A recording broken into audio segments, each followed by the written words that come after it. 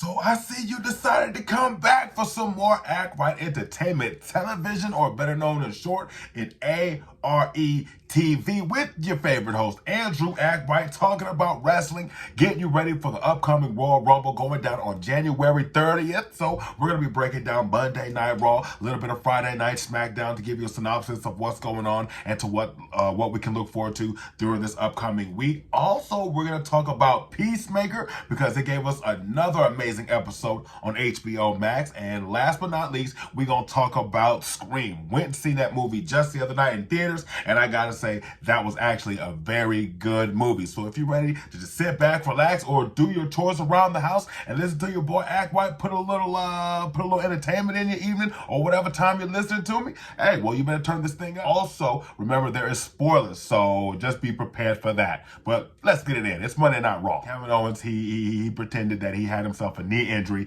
fooled everybody, the ref, fooled me, fooled the crowd, and picked up a 1-2-3 on a surprise stunner on the United States champion of Damian Priest. But after that, I truly hope there's more to come. I like what I seen this first time. Give me another match just like that. The ladies of Raw put it down as well. As a matter of fact, they're the ones who opened the show this past week on Monday Night Raw. Had himself a little discussion in the ring. Doudrop, Liv Morgan, Bianca Belair, Raw Women's Champion of Becky Lynch. And the next thing you know, a tag team match got put in place. Of course, this is kind of the same angle they kind of do of the can they coexist prior to their match angle. You know, you had Becky Lynch, the Raw Women's Champion, team up against her Royal Rumble opponent, and Doudrop, Kevin Owens. Kevin Owens versus Damian Priest, the United States champion. What a match that was. Now, no, it wasn't for United States title, but it just brought the house down. The crowd was into it. I was into it. And if you ain't watching, you need to go back and watch it so you can get into it. It was the chemistry was just amazing. We know what Kevin Owens can do in the ring. We're getting familiar with Damian Priest, and these two clashing, give me more of it. As a matter of fact, I truly hope that this rivalry goes a little bit further than just this one match that they gave us. Now, unfortunately, Kevin Owens came out on top just by cheating. Hey, Doudrop. And a match ensued against Liv Morgan and Bianca Belair. Now, the match, it may not have been the best match of the night, but you know what? You were into it anyway. It got you entertained, and it ended with Becky Lynch and Doudrop coming out on top. But then after the match was over with, Doudrop just decided to clean house on everybody, including her Royal Rumble opponent, Raw Women's Champion, Becky Lynch. So I want to know, who do you think is going to be coming out on top when that match comes around on the card? If you even care about that match at all, Doudrop versus Becky Lynch. Hit me up in the comments or get at me at my personal Twitter page, Andrew Act Right, or you could also follow me at my Instagram at ActRight091. All tag team champions, the Alpha Academy. You know what? I actually like them. I hope they hold the tag team titles, not for just a little while, but more than once, because I think both of these gentlemen deserve it. Held themselves a graduation ceremony, and it got a little interrupted when, you know, you had RK Bro, the former tag team champions, coming through. Even Randy Orton put on a graduation robe and sent out the challenge for a rematch at the Royal Rumble. And as much as I want the Alpha Academy to hold the titles and to have themselves a long running, I wouldn't even mind it if there's a second tag team title reign from RK Bro.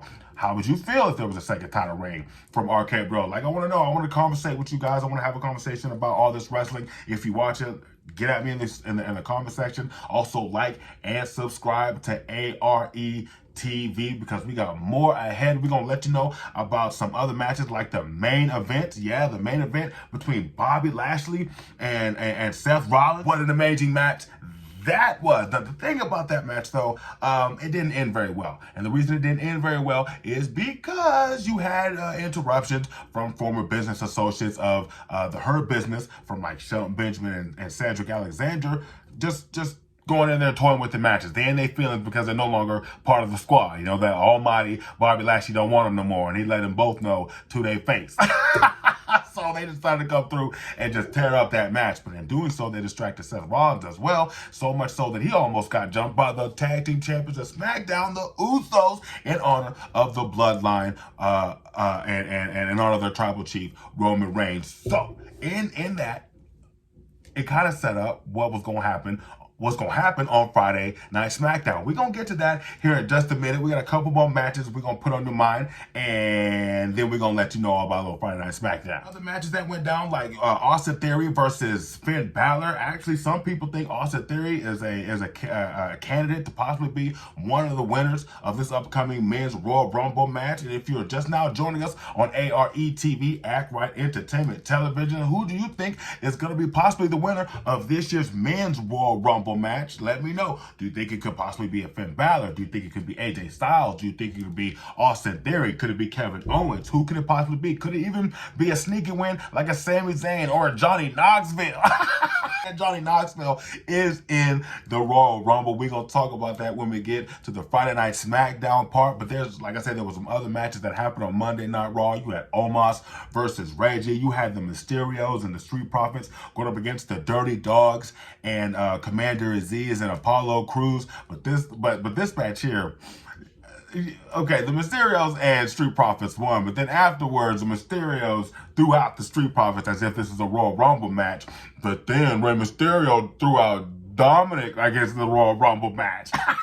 That was the end result for Monday Night Raw. And if you enjoyed it, if you watched it, if you didn't, I want to know what are your thoughts on it. What are your predictions for this upcoming week before we get to the Royal Rumble? Get at me up in the comment section. And personally, I think Raw gets definitely about a seven. Actually, right there, 7 stars. I'd give it a good 7. Also, to all you wrestling fans who also like to play a little WWE video games, they gave us a sneak peek, a very thrilling sneak peek to the upcoming WWE 2K22 game that's set to release, I believe, on March 7th or March 8th. Word has it that if you get the DLC, you could possibly get yourself three versions of The Undertaker. So I'm excited for that. We're finna roll over here to the SmackDown, to the SmackDown part of the show, and we're gonna talk about what happened there. Remember, Seth Rollins got jumped on Monday Night Raw from the Usos, but he was able to get away. So I wonder what happened on Friday Night SmackDown with the Bloodline and Seth Rollins. Well, to open things up on Friday Night SmackDown, the Bloodline came to the ring first. The Usos, Roman Reigns, everybody holding their title, belts and everything, having the crowd acknowledge him like he usually does. And next thing you know, they're just interrupted by Seth Rollins talking all this mess about how the Usos is actually being the ones that elevate Roman Reigns to the next level, almost like he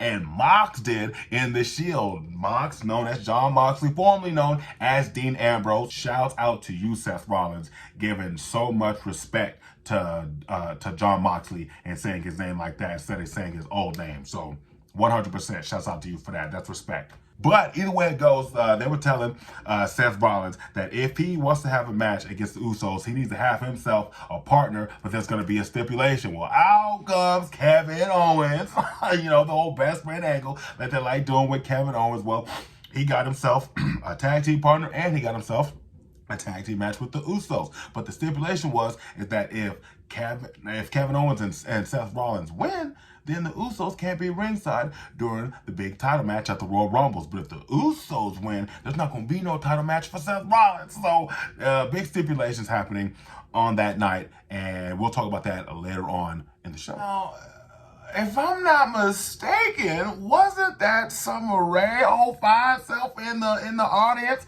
talking about she declared herself for the Royal Rumble? Well, come on, Summer Rae, get your behind back in that ring for us.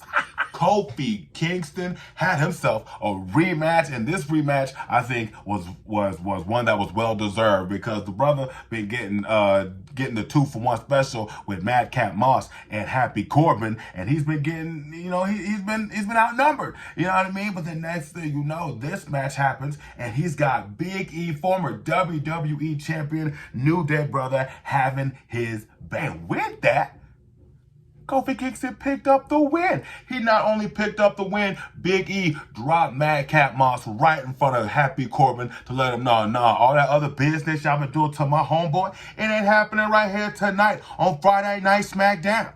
Lee, I truly love this character. This whole thing making me feel like I'm watching a real life version of Kitana from Mortal Kombat and everything. She coming through saving the day for poor Aaliyah, who got pretty much bullied by Natalya. Natalya in her feelings, you know what I mean, because now she's on the losing spectrum of a record loss, if you will, and now she's beating up Aaliyah. Well, the protector was like, nah, I ain't with all that. Xia Li came on out there and let her presence be known that, you know, if you're gonna do any of that, I'm the one who's coming through and I'm gonna give you a smack, and straight up. And now I think the shift has gone from Aaliyah and Natty to Xia Li, which is a good thing. That's actually a very fancy little transition, and I think Natty is gonna help put over Xia Li like she well deserves, and I hope it happens at the Royal Rumble, scheduled to be going down January 30th on Peacock. Can somebody please tell me why we did not cast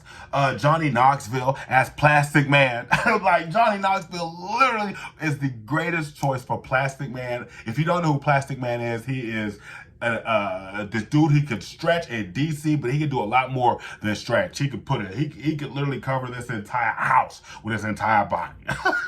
It's awesome. But either way it goes, he's involved in the Royal Rumble. Remember when I was saying that on the Monday Night Raw side, him and Sami Zayn got themselves a little rivalry going on. Sami Zayn doing these little segments that kind of impersonate the old show Jackass, trying to make fun of Johnny Knoxville, pretty much saying anything Johnny could do, I could do better. And he started putting these weapons all on his body, and he was pretty much making himself look like a fool. And then, well, Johnny Knoxville comes out and calls him out on it. He's all like, dude, this weapon isn't even on. Now, if it was on, it'd feel just like that. Look here. I'm really interested to see that little segment part of the Royal Rumble whenever it's Johnny Knoxville and Sami Zayn. They have to be coming one after the other in the entrance numbers. They have to be. If not, they're pretty dang close. So, Johnny Knoxville, good luck.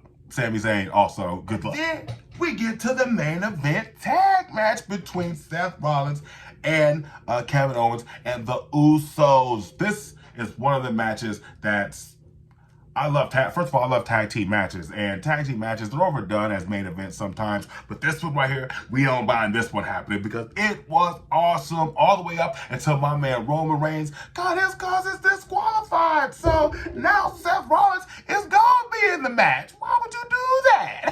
Why would you? I mean, okay, I get it. The Usos, they was about to lose and everything, but now you guaranteeing the spot for Seth. So now it's definitely gonna be no Usos ringside during the Royal Rumble match for the Universal title between Seth friggin' Rollins and Roman Reigns. Now, who do you think gonna win that match of the night? Please let me know. You can always follow me at my Twitter page, Andrew Ackwright. We can have the discussion. You can always follow me at my personal Instagram at Ackwright0991. We can have this discussion, or you could just, leave your comments right there, and we'll have a discussion there too. Are you ready to talk about PeaceMaker? I'm ready to talk about PeaceMaker because what an episode. We didn't finally figured out that the Black Ops took Christopher's daddy to prison, set this man up to go to jail. Well, shame on y'all. And doesn't look like PeaceMaker liked that very much. He and Vigilante went on this little trip, and during this time, he pretty much found out that his daddy doesn't like him. But we also found out that there's more to the story between PeaceMaker and his father, aka the White Dragon. And between all that, we come to find out how really horrible his father is. Just not just as a father, just as a person. And Vigilante gets talked into sort of to go do something about it. So Vigilante, next thing you know, he's in jail, and everything's out to Vigilante giving us one of the greatest comic book scenes of all time. I'm not going to spoil it for you. I'm not going to say what exactly he did. If you ain't watched PeaceMaker episode 4, do it and you're going to find out. Something else that we found out is that the butterflies are a lot more connected to Amanda Waller's little operation than we think. It's really, whoever put this show together, James Gunn, you, sir, are a genius. I feel like if I say too much, it's just gonna spoil it for you, and I don't want to spoil it for you. So please watch this episode of PeaceMaker as we take you into the movie theater and we talk about Scream. So Scream just recently got released in the movie theaters, and peep this. Well, it seems like the stab Scream murders is happening all over again. People are so are so scared about this one because everything seems a little bit too familiar. It's so familiar that they brought familiar faces from way back in the very first Scream movie. We're talking about David Arquette. We're talking about Courtney Cox. We're talking about Neve Campbell. We're talking just a great put together scary movie with a whole lot of twists, a whole lot of turns. I will say it's kind of predictable, but at the same time, it's still brutal in a way. Scream. Let me tell you something. I think Scream does not get enough credit as one of the horror classic people. I really don't think it gets enough credit, even though we know it's very teenage bopper in a way. It's still, I think Scream deserves a little bit more credit. That's just. I would definitely give it about an 80 for sure. I'd give it an 80, maybe even an 85. To tell you the truth, it had me on my seat. So, it had me on the edge of my seat. Had me going. So. I think Scream is worth the see. Go check it out. You let me know in the comments. You let me know when you follow me. Like I said, once again, you can follow me on my Twitter page, Andrew Ackwright. You can follow me at my personal Instagram at Ackwright0911, where we have discussions pretty much about movies. We talk about comic books. I told you last video that I was gonna be talking about Haunt. I'm not finished with Haunt just yet, but I am truly hoping to have it on this next video. I am almost done with it, I'm telling you, so just be patient with me. If you got anything that you think I should read, I should focus on, let me know in the comment section right here, and we'll talk about it. Until next time, I appreciate you listening in, tuning in, shall I say, to Ackwright Entertainment Television, or shall we call it A.R.E. TV. Until next time.